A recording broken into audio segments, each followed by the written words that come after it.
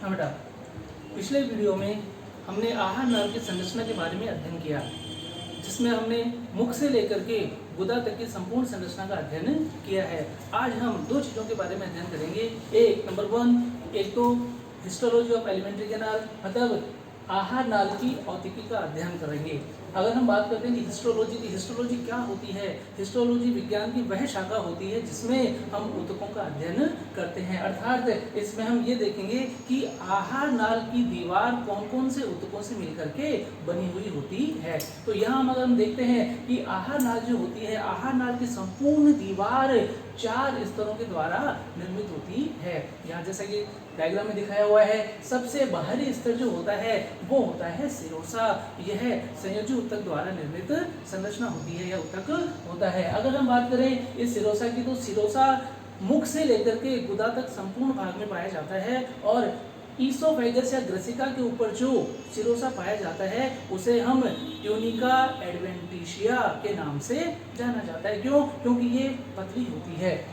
दूसरा स्तर की बात करें, दूसरा स्तर होता है मस्कुलर लेयर या पेशीय स्तर। जैसा कि दिखाई दे रहा है कि फर्स्ट जो लेयर होती है वो होती है serosa and the second layer is muscular, which is also divided into 2 parts. इसका मतलब ये कह सकते हैं कि ये जो पेशीय स्तर होता है ये खुद 2 उप स्तरों के द्वारा निर्मित होता है। इसका मतलब इसमें 2 प्रकार की पेशियां पाई जाती हैं। सबसे बाहरी जो स्तर होता है, पेशी स्तर का जो बाहरी स्तर होता है वो अनुदैर्ध्य पेशियों का या लॉन्गिट्यूडिनल मसल्स का बना हुआ होता है, जबकि इसका आंतरिक स्तर सर्कुलर या वर्तुल पेशियों के द्वारा निर्मित होता है। हमें पता है कि जब हम भोजन को ग्रहण करते हैं तो मुख के बाद में जो भोजन होता है एक विशेष प्रकार की गति के द्वारा ग्रसिका से लेकर के गुदा तक पहुंचता है। उस गतियों को हम कहते हैं क्रमानुकुंचन गतियां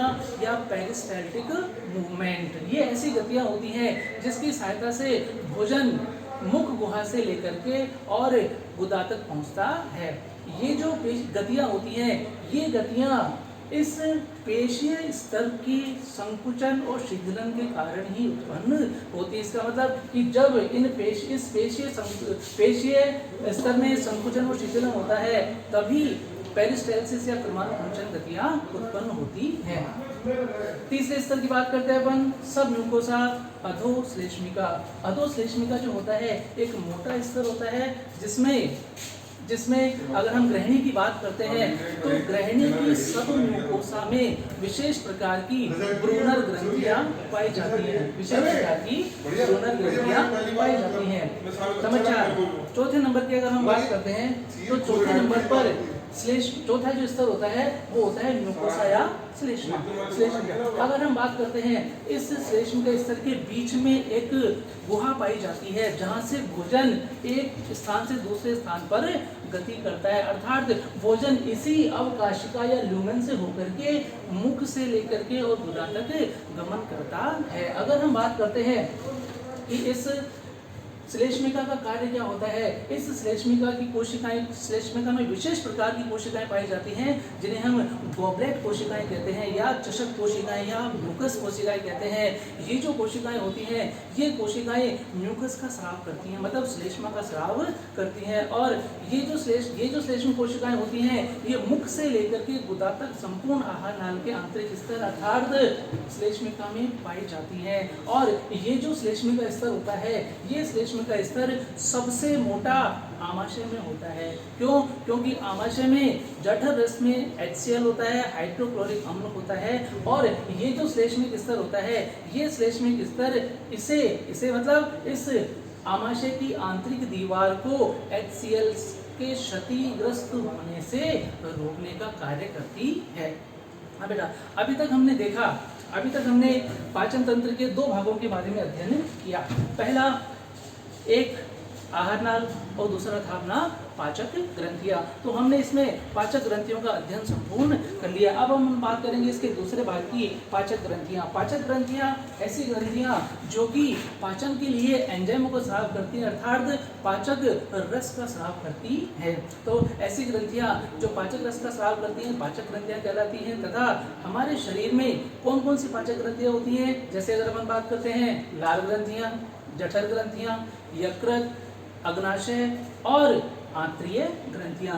अब इन ग्रंथियों के बारे में हम अलग अलग से एक एक करके अध्ययन करेंगे।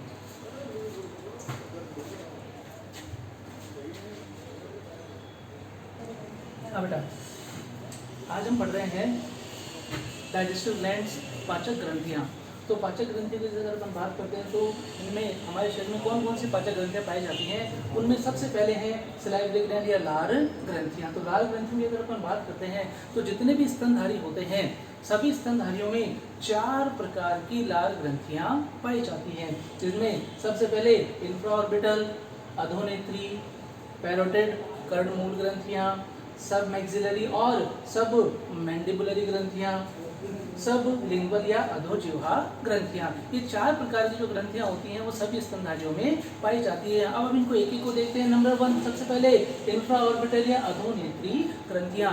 ये ग्रंथियां जो होती हैं अधोनेत्री से नाम से पता चल रहा है, इंफ्राऑर्बिटल मतलब आई ऑर्बिट, नेत्र कोटर के नीचे, प्रत्येक नेत्र कोटर के नीचे एक इंफ्राऑर्बिटल या अधोनेत्री ग्रंथि पाई जाती है। और ये ऐसी ग्रंथियां होती हैं जो सभी स्तनधारियों में पाई जाती है, केवल मनुष्य को छोड़ करके। इसका मतलब कि infraorbital salivary glands are absent in human. मानव में अधोनेत्री ग्रंथियां अनुपस्थित होती हैं। दूसरी बात करते हैं पैरोटिड या कर्णमूल ग्रंथियां। पैरोटिड ग्रंथियां जो होती हैं ये सबसे बड़ी लार ग्रंथियां होती हैं।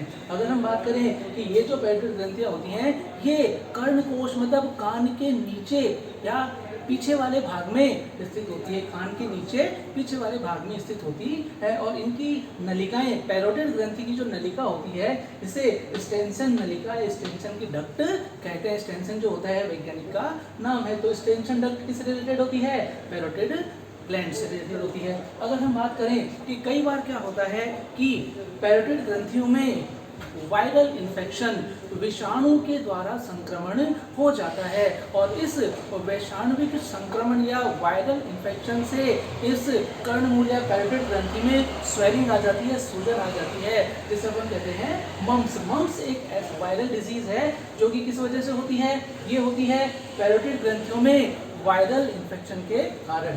अगर हम बात करते हैं नंबर 3 नंबर पे तो सब मैक्सिलरी और सब मैंडिबुलरी ग्रंथियां। तो सब मैक्सिलरी सब मैंडिबुलरी ग्रंथियां पाई कहाँ पे जाती हैं, ये ग्रंथियां जो होती हैं ये ऊपरी और निचले जबड़े के संधि स्थल पर पाई जाती हैं। इनकी नलिकाएं जो होती हैं इनकी नलिकाओं को वाल्टन्स डक्ट या वाल्टन की नलिका कहते हैं। अगर अपन बात करें नंबर 4 नंबर पे जो ग्रंथियां होती हैं वो होती हैं सबलिंगुअल या अधोजिह्वा ग्रंथियां। अधोजिह्वा ग्रंथियां जो होती हैं ये निचले जबड़े या लोअर जॉ के पास में स्थित होती हैं और इनकी नलिका जो होती है वो डक्ट ऑफ रिफिनस या बर्थुन की नलिकाएं कहलाती हैं। और ये जो नलिकाएं होती हैं ये नलिकाएं जिह्वा के नीचे मतलब जीभ के निचले भाग में खुलती हैं। अगर हम बात करते हैं इन सभी जैसा कि हमने देखा कि मनुष्य में ये अधोनेत्री या इंफ्राऑर्बिटल सलाइवरी ग्लैंड्स एब्सेंट होती हैं, अनुपस्थित होती हैं। इनके अलावा पैरोटिड, सब मैक्सिलरी और सब मैंडिबुलरी तथा सब लिंगुअल ग्रंथियां ये एक विशेष प्रकार के रस का स्राव करती हैं और इन तीनों ग्रंथियों के द्वारा स्रावित रस को हम कहते हैं सलाइवा या लार। ये जो सलाइवा स्रावित होती है ये मनुष्य में इन तीनों ग्रंथियों के द्वारा स्रावित रस को सम्मिलित रूप से लार कहा जाता है। अगर हम देखें कि इस लार में क्या क्या उपस्थित होता है, इस लार का संगठन कैसा होता है, then now the composition of saliva, इस सलाइवा इस लार का क्या क्या संगठन होता है, इसके अंदर क्या क्या उपस्थित होता है। तो देखें तो इस लार में 99.5% मतलब 99.5% जल होता है। मतलब इसका मोस्टली जो पार्ट होता है वो जल के द्वारा निर्मित होता है। अगर हम बात करें इसमें इसके अलावा टाइलिन जिसे हम सलाइवरी एमाइलिस भी कहते हैं, लाइसोजाइम। ये दो प्रकार के जो होते हैं वो एंजाइम इसके अंदर पाए जाते हैं। इसके अलावा यूरिया, यूरिक एसिड, म्यूकस, श्लेष्मा और इसके अलावा कुछ विद्युत अपघट्य जैसे sodium plus, potassium chloride ion और बाइकार्बोनेट आयंस इस लार में उपस्थित होते हैं। अगर हम देखें कि इन सब का क्या कार्य होता है अलग अलग, जैसे म्यूकस की अगर अपन बात करते हैं तो जो श्लेष्मा होता है, श्लेष्मा का कार्य होता है कि जब हम भोजन ग्रहण करते हैं तो भोजन को ग्रहण करने पर उस भोजन के साथ मिश्रित होकर के और भोजन को अर्ध ठोस अवस्था में परिवर्तित करना। अब अगर अपन बात करते हैं कि इसमें जो टाइलिन, देखिए ये जो एंजाइम है टाइलिन जिसको अपन सलाइवरी अमाइलेज भी कहते हैं, तो इसका काम होता है स्टार्च का पाचन। लेकिन ये स्टार्च कैसी होनी चाहिए? ये पकी हुई स्टार्च का पाचन करता है, कच्ची स्टार्च का पाचन नहीं कर पाता है। और ये जो टाइलिन और सलाइवरी अमाइलेज जो होता है ये लगभग 30% पकी हुई स्टार्च, कुक्ड स्टार्च का पाचन कर देता है। इसलिए हम कभी भी आलू और चावल को कच्चा नहीं खाते, हमेशा उबाल करके खाते हैं, क्योंकि कच्चा आलू और कच्चे चावल का पाचन नहीं हो पाता है। किसकी वजह से? इस सलाइवरी एमाइलेज की वजह से। अगर हम बात करते हैं दूसरी किसकी, ये है लाइसोजाइम। लाइसोजाइम एक ऐसा एंजाइम होता है जो कि भोजन के साथ प्रवेश करने वाले सूक्ष्म जीवों को नष्ट करने का कार्य करता है। कि मान लो कि भोजन के साथ या जल के साथ हम किसी प्रकार का सूक्ष्म जीव या वायरस या बैक्टीरिया को ग्रहण करते हैं तो उसको ये लाइसोजाइम जो होता है उनको नष्ट कर देता है। और लाइसोजाइम जो होता है ये थोड़ा हल्का अम्लीय प्रकृति का होता है, इसलिए ये जो लार है इस लार की पीएच होती है 6.8, मतलब लार का जो पीएच होगा वो कितना होगा 6.8। और इसके अलावा लार में लाइपेज एंजाइम भी पाया जाता है। लाइपेज एंजाइम जो होता है यहाँ पर बहुत ही निष्क्रिय होता है। लाइपेज एंजाइम का काम होता है वसा का पाचन करना, और वसा का जो पाचन होता है तो ये जो लाइपेज एंजाइम होता है ये पायसीकृत वसा का पाचन करता है। और यहाँ पर जो भोजन आया है वो या वसा जो आई है वो पायसीकृत नहीं होती है। और इसके अलावा ये जो लाइपेज होता है ये लाइपेज बहुत कम मात्रा में इसमें पाया जाता है। नेक्स्ट अगर हम बात करेंगे ये तो हो गई अपनी बात सलाइवरी ग्लैंड्स की या लार ग्रंथियों की। अब जब तक इसमें आप ध्यान से देखिए कि कौन सी नलिकाएं, सबसे मेन इंपॉर्टेंट चीज क्या होती है इसमें कि हर एक ग्लैंड की कौन सी नलिकाएं होती हैं और ये कौन से जगह पे पाई जाती है, सबसे महत्वपूर्ण चीज ये होती है। तो इसको कृपया सब एक बार इसको ध्यान से देखिए।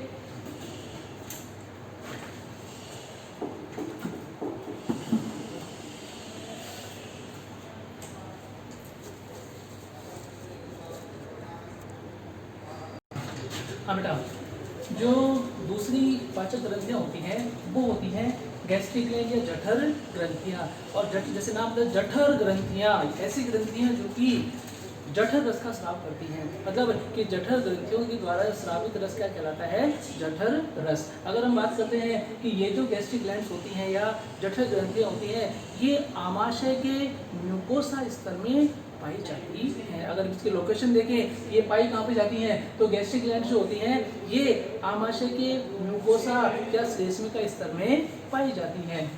हम देखते हैं इसके द्वारा स्रावित रस गैस्ट्रिक जूस कहलाता है। तो सबसे पहले हम देखते हैं कि ये जो गैस्ट्रिक ग्लैंड्स या जठर ग्रंथियाँ होती हैं ये कौन कौन सी कोशिकाओं से निर्मित होती हैं। इसका मतलब यहाँ देखें तो इसमें गैस्ट्रिक ग्लैंड्स जो होती हैं इनमें म्यूकस नेक सेल, चीफ या ज़ाइमोजन या पेप्टिक सेल्स, पैराइटल या ऑक्जेंटिक सेल्स और जी सेल्स, ये 4 प्रकार की मुख्य कोशिकाएं पाई जाती हैं। अगर हम देखते हैं कि इन कोशिकाओं के द्वारा किस किस चीज़ का स्राव किया जाता है तो देखते हैं हम यहाँ पर कि म्यूकस नेक सेल्स जो होती हैं वो श्लेष्मा या म्यूकस का स्राव करती है।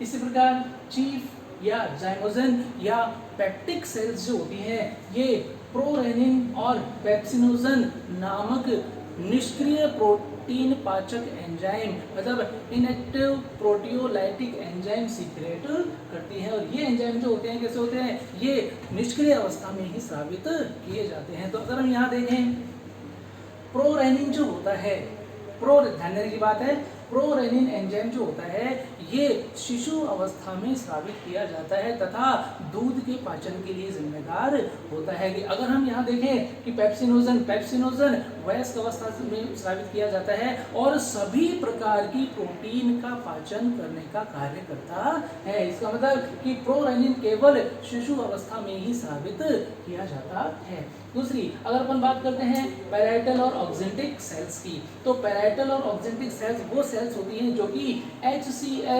हाइड्रोक्लोरिक अम्ल का स्राव करती है। और ये जो हाइड्रोक्लोरिक अम्ल है ये बहुत ही अम्लीय प्रकृति का होता है, मतलब प्रबल अम्ल प्रकृति का होता है, जिसकी pH 1.8 या 1.8 होती है। और इसके अलावा इसमें गैस्ट्रिक ग्लैंड्स में G सेल्स पाई जाती हैं और ये जो G सेल्स जो होती हैं ये गैस्ट्रिन नामक हार्मोन का स्राव करती हैं। और ये जो गैस्ट्रिन हार्मोन है ये जठर रस के स्राव को प्रेरित करता है। कि अगर हम बात करें कि इसका उद्दीपन किस प्रकार से होता है, तो गैस्ट्रिन हार्मोन का उद्दीपन भोजन को देखने, भोजन के बारे में सोचने सुनने के द्वारा गैस्ट्रिन का स्राव होता है और इस गैस्ट्रिन के स्राव के कारण जठर रस का स्रावित होना प्रारंभ हो जाता है। अब हम ये देखते हैं यहाँ पर कि इन ऑक्जेंटिक कोशिकाओं के द्वारा जो HCl स्रावित किया जाता है वो बहुत ही प्रबल अम्ल होता है, मतलब इसकी pH 1.8 होती है, फिर भी ये आमाशय की दीवार को क्षतिग्रस्त क्यों नहीं कर पाता। इसका रीज़न यही होता है कि ये जो म्यूकस नेक सेल्स होती है ये ज़्यादा मात्रा में म्यूकस का स्राव करती हैं। और यहाँ पर आमाशय में, जैसे कि पहले बताया था कि आमाशय में श्लेष्म का स्तर काफ़ी मोटा होता है और उसके द्वारा स्रावित श्लेष्म का स्तर भी काफ़ी मोटा होता है। तो ये जो श्लेष्मिक स्तर होता है जो कि आमाशय की आंतरिक दीवार पर पाया जाता है, ये श्लेष्मिक स्तर इस आमाशय की दीवार को इस HCl से सुरक्षा प्रदान करने का कार्य करता है। अब ये तो इसका अगर हम देखते हैं कि अब ये जो HCl स्रावित किया जाता है, इस HCl का जो स्राव है इसका सिग्निफिकेंस क्या है, कि इसका क्या कार्य होता है, क्यों इस HCl का स्रावित किया जाता है। तो अगर हम देखते हैं यहाँ पर कि HCl का कार्य जैसे कि पता चल रहा है अभी कि जाइमोजन जो कोशिकाएं होती हैं ये प्रोरेनिन और पेप्सिनोजन नामक निष्क्रिय प्रोटीन पाचक एंजाइम का स्राव करते हैं। तो ये जो HCl होता है इसका चीफ या मुख्य कार्य होता है ये इन निष्क्रिय प्रोटियोलाइटिक एंजाइम को सक्रिय अवस्था में परिवर्तित करने का कार्य करता है। इसका मतलब कि प्रोरेनिन को रेनिन में और पेप्सिनोजन को पेप्सिन में बदलने का कार्य करता है HCl।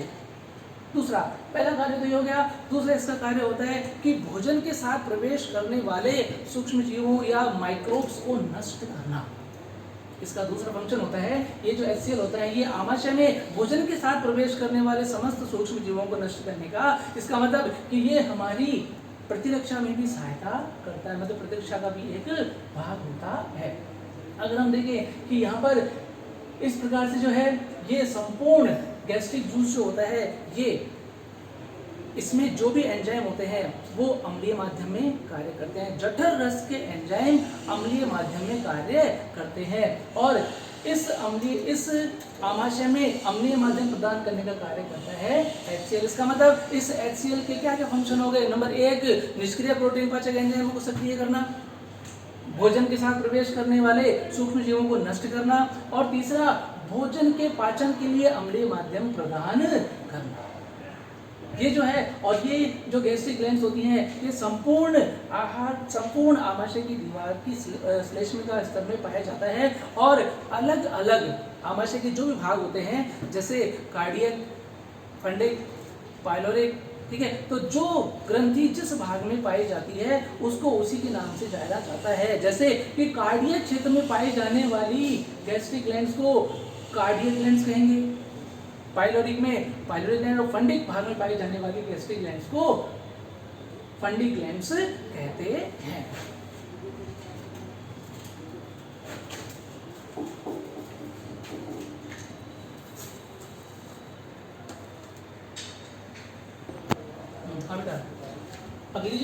होती है वो होती है यकृत या लीवर।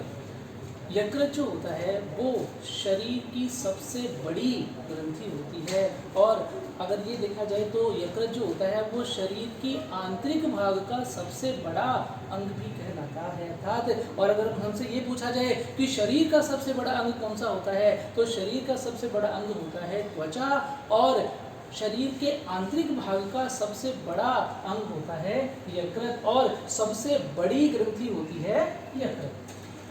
मानव का जो यकृत होता है वो द्विपालीय होता है।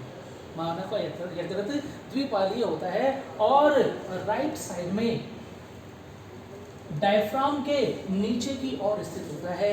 ये द्विपालीय संरचना, इसका मतलब है कि ये दो पालियों के द्वारा निर्मित होता है। इसमें एक जो दाई पाली होती है, राइट लोब जो होता है वो बड़ा होता है, और लेफ्ट लोब जो होता है वो छोटा होता है। और ये जो दोनों लोब्स होते हैं, जो दोनों पालियां होती हैं, ये फेल्सिफॉर्म लिगामेंट के द्वारा आपस में जुड़ी हुई होती है या इससे सेपरेट रहती हैं। दोनों पालियां लेफ्ट और राइट लोब जो होता है ये फेल्सिफॉर्म लिगामेंट के द्वारा आपस में जुड़ा हुआ होता है। अगर हम यहाँ देखें कि ये जो बड़ी पाली होती है, इस बड़ी पाली के नीचे की तरफ एक हरे रंग का गॉल ब्लैडर या पित्ताशय पाया जाता है, और पित्ताशय की जो नलिका होती है वो कहलाती है सिस्टिक डक्ट। अगर हम बात करते हैं कि प्रत्येक लोब से, राइट और लेफ्ट, दो प्रत्येक लोब से एक एक नलिका निकलती है।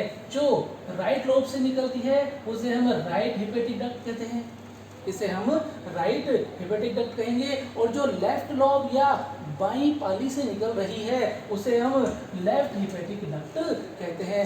दोनों डक्ट, लेफ्ट हिपेटिक डक्ट और राइट हिपेटिक डक्ट, दोनों आपस में जुड़ करके, जैसे आपको पता चल रहा है, दोनों आपस में जुड़ करके कॉमन हिपेटिक डक्ट का निर्माण कर लेती है। ध्यान से देखिए यहाँ पर कि एक राइट लोब से निकल के आ रही है, दूसरी लेफ्ट लोब से निकल के आ रही है, और दोनों आपस में जुड़ करके कॉमन हिपेटिक डक्ट का निर्माण कर लेती है। और ये जो कॉमन हिपेटिक डक्ट है, सामान्य हिपेटिक वाहिनी, सामान्य हिपेटिक वाहिनी जो होती है ये इस गॉल ब्लैडर या पित्ताशय की सिस्टिक नलिका के साथ जुड़कर के कॉमन बाइल डक्ट या सामान्य पित्त वाहिनी का निर्माण कर लेती है। तो यहाँ पे संरचना में ध्यान देने की चीज है कि प्रत्येक लोब से एक एक हिपेटिक डक्ट निकलती है। राइट लोब से right hepatic duct, left lobe से लेफ्ट हिपेटिक डक्ट निकलती है। दोनों आपस में जुड़ करके कॉमन हिपेटिक डक्ट का निर्माण कर लेती हैं। और ये जो कॉमन हिपेटिक डक्ट है ये गॉल ब्लैडर या पित्ताशय की सिस्टिक नलिका या सिस्टिक डक्ट के साथ जुड़ करके और कॉमन बाइल डक्ट सामान्य पित्त वाहिनी का निर्माण कर लेती है। अगर हम इसकी आंतरिक संरचना देखें, अगर इस लोब की आंतरिक संरचना को देखा जाए तो ये जो दोनों बड़े लोब हैं वो छोटे छोटे लोब्स के द्वारा निर्मित होते हैं, छोटी छोटी पालिकाओं के द्वारा निर्मित होते हैं, और उन पालिकाओं को अपन कहते हैं यकृत पालिकाएं, हिपेटिक लोब्यूल्स। ये जो दोनों बड़े लोब हैं वो छोटे छोटे हिपेटिक लोब्यूल से मिलकर के बने हुए होते हैं, और ये जो हिपेटिक लोब्यूल्स होते हैं ये इस यकृत की संरचनात्मक और क्रियात्मक इकाई कहलाते हैं। तो अगर हमसे ये पूछा जाए कि यकृत की संरचनात्मक और क्रियात्मक इकाई कौन सी होती है, तो उसे हम कह सकते हैं कि हिपेटिक लोब्यूल्स, यकृत पालिकाएं जो होती हैं ये यकृत की संरचनात्मक और क्रियात्मक इकाई कहलाती हैं। अगर हम इनको देखें, प्रत्येक एक, अगर हम एक हिपेटिक लोब्यूल या यकृत पालिका को देखते हैं तो इसमें इसके चारों तरफ संयोजी ऊतक का एक आवरण पाया जाता है, और इस आवरण को अपन ग्लिसन का संपुट या ग्लिसन्स कैप्सूल, प्रत्येक हिपेटिक लोब्यूल के चारों तरफ कनेक्टिव टिश्यू का एक एनवेलप पाया जाता है या आवरण पाया जाता है, जिसे अपन ग्लिसन्स कैप्सूल या ग्लिसन का संपुट कहते हैं। हम देखें यहाँ पर, अगर देखते हैं तो इस हिपेटिक लोब्यूल में कोशिकाओं की एक या दो पंक्तियां पाई जाती हैं। यहाँ देखिए, एक कोशिकीय पंक्तियां, द्विकोशिकीय पंक्तियां पाई जाती हैं, और ये जो कोशिकाएं होती हैं जिनकी पंक्तियां पाई जाती हैं इन कोशिकाओं को अपन कहते हैं हिपेटोसाइट्स। मतलब हिपेटोसाइट्स की पंक्तियां पाई जाती हैं हिपेटिक लोब्यूल्स के अंदर, और इन ये जो पंक्तियां होती हैं इन्हें हम कहते हैं हिपेटिक कॉर्ड। मतलब प्रत्येक हिपेटिक लोब्यूल में छोटी छोटी मतलब कोशिकाओं की पंक्तियां पाई जाती हैं और वो पंक्तियां कहलाती हैं हिपेटिक कॉर्ड। और ये जो हिपेटिक कॉर्ड होती हैं ये हिपेटोसाइट कोशिकाओं के द्वारा निर्मित होती हैं। अगर हम यहाँ देखें तो इस हिपेटिक कॉर्ड के बीच में कुछ क्षेत्र पाए जाते हैं और इन क्षेत्रों को अपन कहते हैं ब्लड साइनोसॉइड या रक्त कोटर। इन हिपेटिक कॉर्ड्स के बीच में जो स्थान पाया जाता है उस स्थान खाली स्थान पाया जाता है जिसमें क्या भरा हुआ होता है, ब्लड, इसमें रक्त भरा हुआ होता है, इसलिए इस खाली जगह को हम कहते हैं ब्लड साइनोसॉइड या रक्त कोटर। और इस रक्त कोटर में दो विशेष प्रकार की कोशिकाएं, एक कफर कोशिकाएं और दूसरी मैक्रोफेजेस। मतलब इस ब्लड साइनोसॉइड में मैक्रोफेजेस और कफर कोशिकाएं पाई जाती हैं। और ये जो मैक्रोफेजेस और कफर कोशिकाएं होती हैं ये सूक्ष्म जीवों को नष्ट करने का कार्य करते हैं, अर्थात प्रतिरक्षा प्रदान करने का कार्य करती है। अगर हम ये देखें कि पित्तरस, ये जो यकृत होता है, यकृत के द्वारा स्रावित रस को हम कहते हैं पित्तरस। और ये जो पित्तरस होता है ये हिपेटिक लोब्यूल में पाई जाने वाली हिपेटोसाइट कोशिकाओं के द्वारा स्रावित किया जाता है। ये जो पित्तरस होता है ये हिपेटिक ग्लोब्यूल में पाई जाने वाली हिपेटोसाइट्स कोशिकाओं के द्वारा स्रावित किया जाता है। और इस पित्तरस का निर्माण यकृत में किया जाता है और यकृत में निर्माण होकर के इस पित्तरस का जो संग्रहण किया जाता है वो किया जाता है पित्ताशय में। इसका मतलब कि पित्तरस का निर्माण होता है यकृत में या लीवर में, और इसका जो संग्रहण या कलेक्शन होता है, स्टोरेज होता है, वो कहाँ पे किया जाता है, गॉल ब्लैडर में। तो गॉल ब्लैडर में केवल इस पित्तरस का संग्रहण और सांद्रण किया जाता है, बल्कि पित्तरस का निर्माण यकृत में किया जाता है। तो अगर हम देखें कि पित्तरस जो होता है एक क्षारीय प्रकृति का द्रव होता है, क्षारीय प्रकृति का हरा पीला, क्षारीय प्रकृति का हरे पीले रंग का द्रव होता है। तो अब इसमें पित्तरस में देखें कि पित्तरस में होता क्या क्या है। सबसे महत्वपूर्ण चीज कि पित्तरस में किसी प्रकार का कोई पाचक एंजाइम नहीं होता है। ये चीज इंपॉर्टेंट है कि पित्तरस में किसी प्रकार का कोई पाचक एंजाइम नहीं होता है, फिर भी ये पाचन के लिए अति आवश्यक होता है। कोई पाचक एंजाइम नहीं है फिर भी ये पाचन के लिए आवश्यक है। कई बार क्वेश्चन पूछा जाता है कि निम्न में से कौन सा रस या कौन सा पाचक रस जिसमें एंजाइम नहीं होता है फिर भी वो पाचन के लिए आवश्यक होता है। तो इसमें आंसर आएगा कौन सा, कि पित्त रस या बाइल जूस। बाइल जूस में कोई एंजाइम नहीं होता फिर भी ये पाचन के लिए आवश्यक होता है। तो अब हम देखें कि ये जो पित्त रस होता है, इस पित्त रस या बाइल जूस में कौन कौन से रसायन उपस्थित होते हैं, इसका कंपोजिशन क्या होता है, संगठन कैसा होता है। तो हम देखें तो इसमें पित्त रस में पित्त लवण, बाइल सॉल्ट्स और पित्त वर्णक बाइल पिगमेंट्स पाए जाते हैं। अब ये जो हम बात करते हैं पहले किसकी, बाइल सॉल्ट की। बाइल सॉल्ट या पित्त लवणों की अगर अपन बात करते हैं तो पित्त लवणों में दो प्रकार के पित्त लवण पाए जाते हैं, एक अकार्बनिक लवण और दूसरे कार्बनिक लवण। इसमें जो अकार्बनिक लवण होते हैं, अकार्बनिक लवण जो होते हैं ये पित्तरस को क्षारीय माध्यम प्रदान करते हैं, जबकि इसके जो कार्बनिक लवण होते हैं जिसमें सोडियम ग्लाइकोकोलेट और सोडियम टेराकोलेट, ये दो प्रकार के इसमें ऑर्गेनिक सॉल्ट पाए जाते हैं और इनका काम होता है इमल्सिफिकेशन ऑफ फैट, वसा का पायसीकरण। इसका काम होता है वसा का पायसीकरण, जो कि यकृत का, जो कि बाइल जूस का मुख्य कार्य होता है। तो अगर हम बात करें कि ये पायसीकरण क्या होता है, पायसीकरण होता है कि वसा के बड़े बड़े टुकड़ों को छोटे छोटे टुकड़ों में परिवर्तित कर देना। तो वसा के बड़े बड़े टुकड़ों को छोटे टुकड़ों में परिवर्तित करने का प्रोसेस कहलाता है इमल्सिफिकेशन और पायसीकरण। और आगे जो हमें जैसे पहले बताया था कि आगे जो एंजाइम आएगा कौन सा, लाइपेज जो एंजाइम होता है ये केवल पायसीकृत वसा का ही पाचन कर पाता है। अगर पायसीकरण नहीं हो पाता, इमल्सिफिकेशन नहीं होता है तो वसा का पाचन नहीं होगा, और ये पायसीकरण करने का कार्य करते हैं बाइल सॉल्ट्स। दूसरी बात करते हैं इसके अंदर बाइल पिगमेंट्स।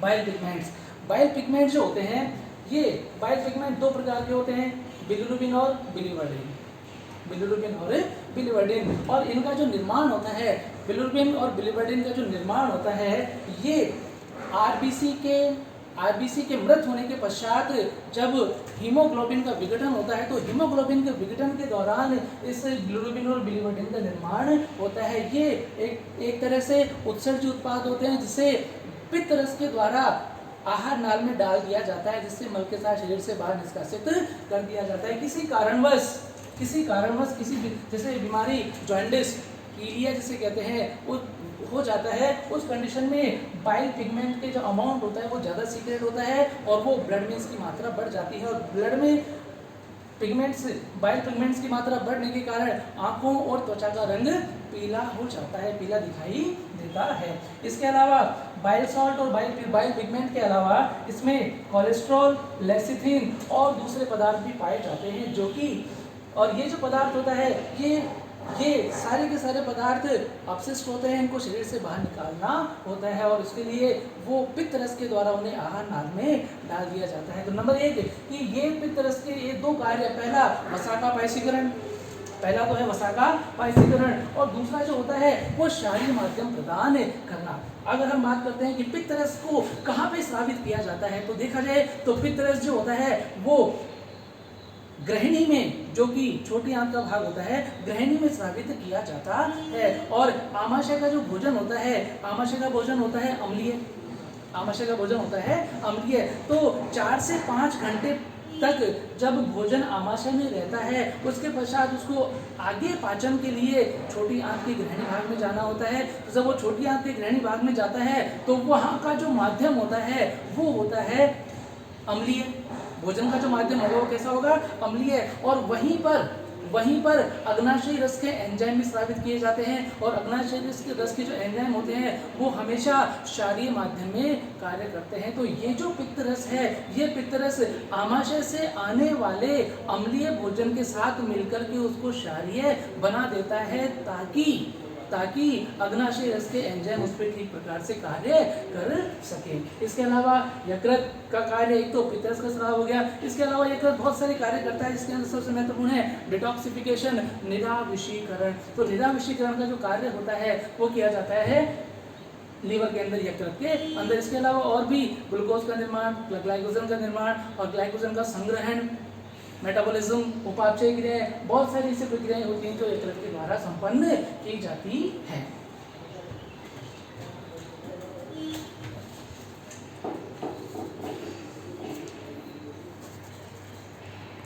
अब बेटा अगली जो पाचक ग्रंथि है वो है अग्नाशय।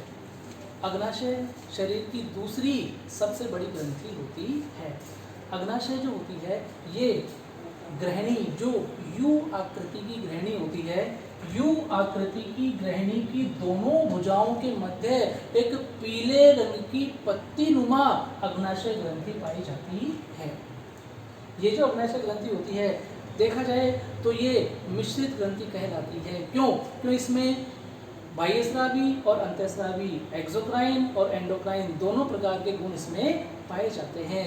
एक्सोक्राइन गुण किस प्रकार से कि ये जो अग्नाशय होता है ये नलिका युक्त भी है, और इसके द्वारा एंजाइम भी स्रावित किए जाते हैं, और ये हार्मोन भी स्रावित करती हैं। हार्मोन स्रावित करने के लिए इसमें विशेष प्रकार के कोशिकाओं के समूह पाए जाते हैं, और उन समूहों को हम सम्मिलित रूप से कहते हैं लैंगरहैंस की द्वीपिकाएं या आइसोलेट्स ऑफ लैंगरहैंस। अगर हम बात करें कि इसका जो एक्सोक्राइन पार्ट होता है वो 99% मतलब 99% भाग अग्नाशय का एक्सोक्राइन होता है, बहिस्रावी होता है, और जो 1% भाग जो होता है वो अंतःस्रावी भाग के रूप में कार्य करता है। तो अगर हम यहाँ देखें कि अग्नाशय में यहाँ से देखिए कि अग्नाशय जैसे हमने पहले देख चुके हैं कि यकृत से यकृत वाहिनी निकलती है, जो कि सिस्टिक नलिका के साथ जुड़ करके कॉमन बाइल डक्ट सामान्य पित्त वाहिनी का निर्माण कर लेती है।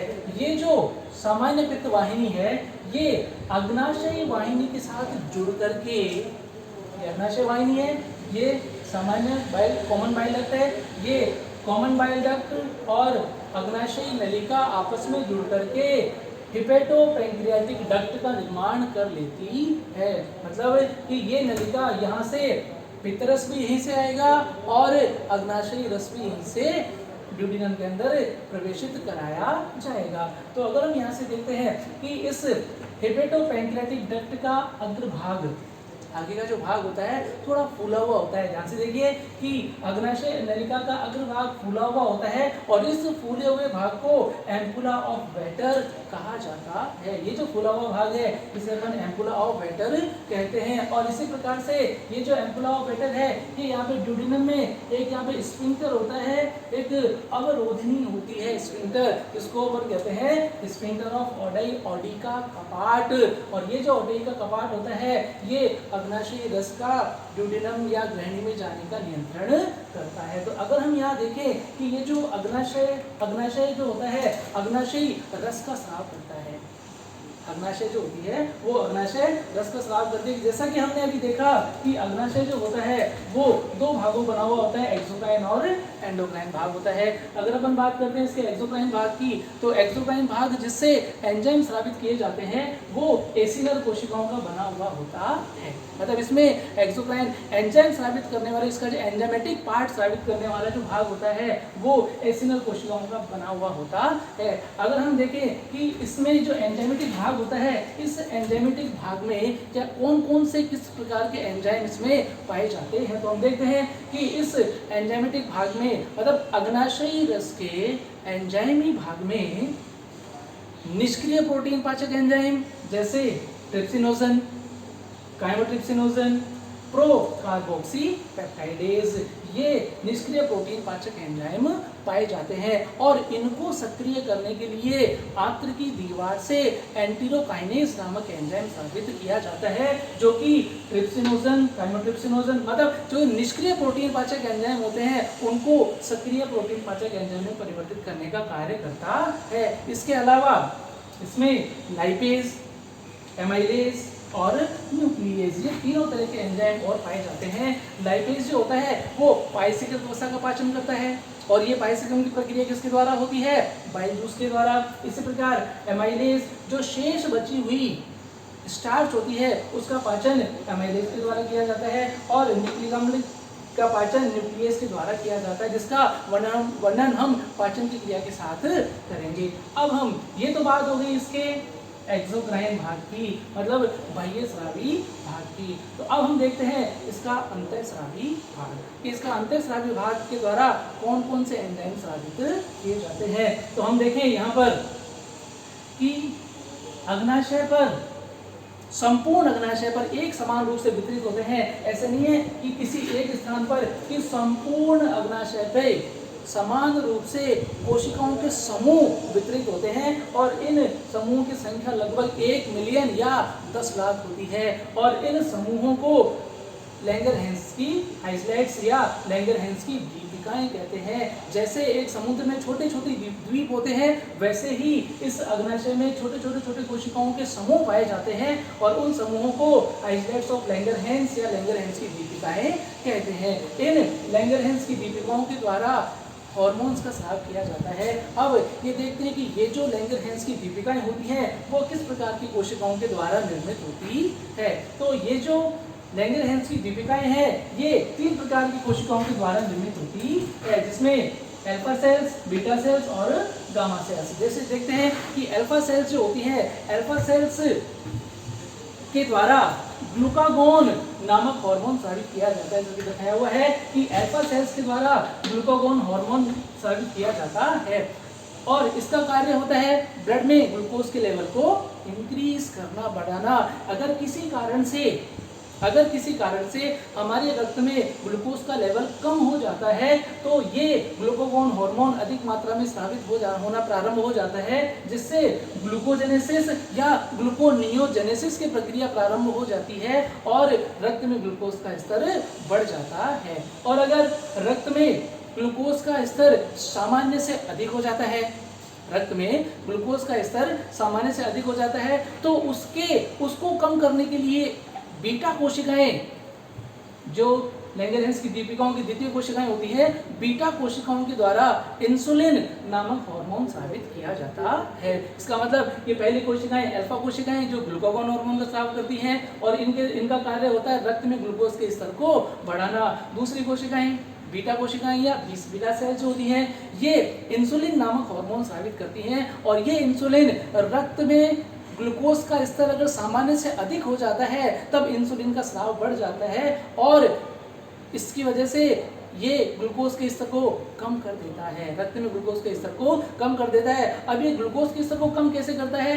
ये ग्लाइकोजेनेसिस की प्रक्रिया को बढ़ाने का कार्य करता है। इसका मतलब कि ग्लूकोज से ग्लाइकोजन का निर्माण को प्रेरित कर देता है। इस प्रकार अल्फा कोशिकाएं और बीटा कोशिकाएं जो होती हैं ग्लूकागॉन और इंसुलिन हार्मोन स्रावित करती हैं। ये दोनों हार्मोन हमारे रक्त में ग्लूकोज के स्तर को सामान्य बनाए रखने का कार्य करते हैं। इसका मतलब यह है कि अल्फा और बीटा सेल्स जो होती हैं रक्त में ग्लूकोज के लेवल को बनाए रखने का कार्य करती है।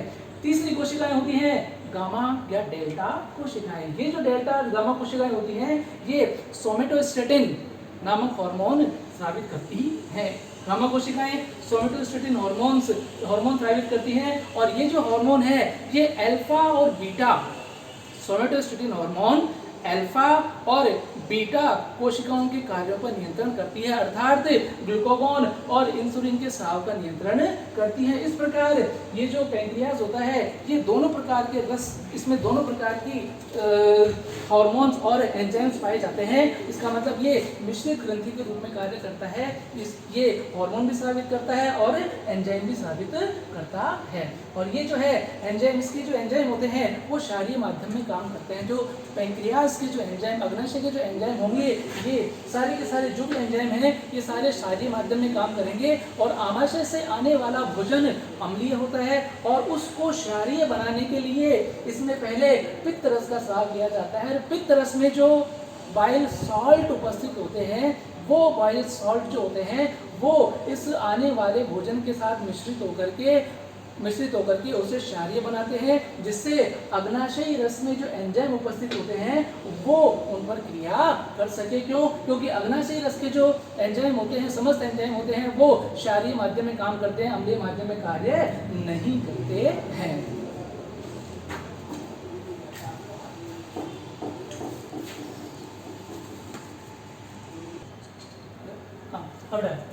अगली जो ग्रंथियां हैं वो है आंतरिक ग्रंथियां और इंटेस्टाइनल ग्लैंड्स। इंटेस्टाइनल ग्लैंड से आंतरिक ग्रंथियां जो होती हैं वो आंत्र की दीवार में पाई जाती हैं और हमारी आंत्र में, मनुष्य की आंत्र में दो प्रकार की आंतरिक ग्रंथियां पाई जाती हैं। पहला ब्रूनर की ग्रंथियां और क्रिप्स ऑफ लिबरकुहन की दरारें। तो अब यहाँ देखें कि जो ब्रूनर की जो ग्रंथियां होती हैं वो ग्रहणी के सब म्यूकोसा स्तर में पाई जाती हैं। ब्रूनर की ग्रंथियां सब म्यूकोसा, ग्रहणी के सब म्यूकोसा की स्तर में पाई जाती है और इनकी नलिकाएं आगे जाकर के लिबरकुहन की दरारों में खुलती है। और लिबरकुहन की दरारें क्या होती है कि दो रसांकुरों के मध्य, दो विलाइस के मध्य एक दरार नुमा संरचना पाई जाती है। दो रसांकुरों के मध्य एक दरार नुमा संरचना पाई जाती है जिनका निर्माण पेनेत कोशिकाओं के द्वारा होता है। इसका मतलब कि ये जो दरारें होती है वो पेनेत कोशिकाओं के द्वारा आस्तरित रहती हैं। तो अगर हम यहाँ देखें कि इन दोनों ग्रंथियों के द्वारा किस किस भाग का स्राव किया जाता है, तो ब्रूनर की जो ग्रंथियां होती हैं उसमें उसके द्वारा आंत्रीय रस के जलीय भाग का स्राव किया जाता है, जबकि लिबरकुहन की दरारों की जो पेनेत कोशिकाएं होती हैं वो आंत्रीय रस के एंजाइमी भाग का स्राव करती हैं। यहाँ देखते हैं कि ये ब्रूनर की ग्रंथियां नलिकाओं के द्वारा लिबरकुहन की दरार में खुली हुई है और इन दोनों, मतलब लिबरकुहन की दरारें और ब्रूनर की ग्रंथियों के द्वारा जो रस स्रावित होता है उसमें श्लेष्मा का मिश्रण हो जाता है। श्लेष्मा जब मिल जाता है तो उस भाग को, मतलब इन दोनों ग्रंथियों के द्वारा स्रावित रस को सम्मिलित रूप से इंटेस्टाइनल जूस या आंत्रीय रस कहते हैं और इसका दूसरा नाम सक्कस एंटेरिकस भी है। मतलब इस आंत्रीय रस को सक्कस एंटेरिकस भी कह सकते हैं या कहा जाता है। इस आंत्रीय रस में पाचन के सबसे अंतिम एंजाइम उपस्थित होते हैं, मतलब इसके पश्चात पाचन की प्रक्रिया संपन्न नहीं होती है। तो इस आंतरिक रस में कौन कौन से एंजाइम पाए जाते हैं? इस आंतरिक रस में maltase, sucrase, lactase, nucleotidase, nucleosidase और लाइपेज, ये विभिन्न प्रकार के एंजाइम पाए जाते हैं जो भोजन का अंतिम रूप से पाचन करते हैं। इसके पश्चात भोजन का आगे कहीं भी पाचन नहीं होता है। इस प्रकार अब अभी तक हमने पाचन तंत्र की आहार नाल, पाचन तंत्र की पाचक ग्रंथियां, ये दो भागों का हमने अध्ययन कर लिया है। आगे करेंगे हम नेक्स्ट क्लास में, हम करेंगे पाचन व अवशोषण की प्रक्रिया। जो भोजन हमने खाया है उसका पाचन किस प्रकार से होता है, मुख गुहा से लेकर के और गुदा में कौन कौन से ऐसे जो भी पाचक रस स्रावित होते हैं उनमें कौन सा पाचक एंजाइम भोजन के किस भाग को किस रूप में पचित करता है, उसका वर्णन हम नेक्स्ट क्लास में करेंगे।